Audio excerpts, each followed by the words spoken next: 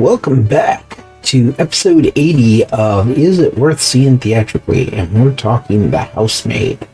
This is the newest movie with Amanda Seyfried, Sydney Sweeney, and it is based on a series of thriller books. But I know the reason you guys are here. You're here to find out if this was worth seeing theatrically. Is it worth your hard-earned money? And in this case, it's a really good movie, but it takes an hour to really get going. For a 2-hour and 11-minute movie, that first hour was just kind of a slog to get through. There were several moments where I wanted to get up and just leave, because I was just like, man, it doesn't feel like it's going anywhere. And once it gets going, it really got going.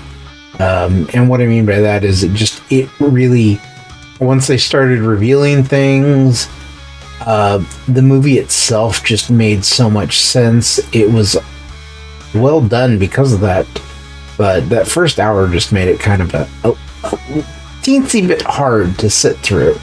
And so it's definitely one of these that I would, because of how well the movie is overall, the entire story, everything that's done, as a thriller, it's really great. And these are the kind of movies that I kind of feel like should be supported, but it's also one of these things where, they constantly say that, in order for a movie to make its money, it has to be able to succeed in the theater. But yet there's a lot of movies out there that have seemingly succeeded after the theater and become cult classics and made their money back. So it's kind of hard to sit here and say, yeah, you got to run out to the theater and see this one right now. When the reality is, it's a good movie, but it is not a through the theater experience. It's just a really good thriller that you could have any sound system at home and it would sound fine. This isn't going to give you some new experience sitting there watching in the theater versus watching it at home. So this one, I'm kind of on the fence. I really want to recommend it for the theater because of it being a good movie with a slow start. But it's because of that slow start and it being a good movie that I'm also kind of like, yeah, you might be better off like checking this one at home, especially for somebody who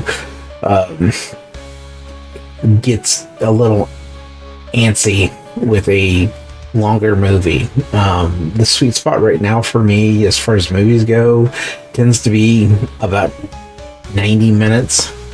So an hour and a half. Anything longer than that, it typically either has to be a really well done movie that is paced so tightly that you don't realize it's longer than an hour and a half, or it just has to be.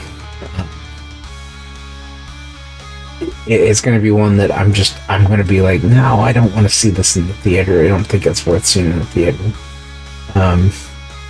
But yeah, I mean, if you've seen it, leave a comment down below. Let me know what you thought. Think about subscribing to the channel, like the video, and I will see you on the next one. Bye-bye. I'll be back.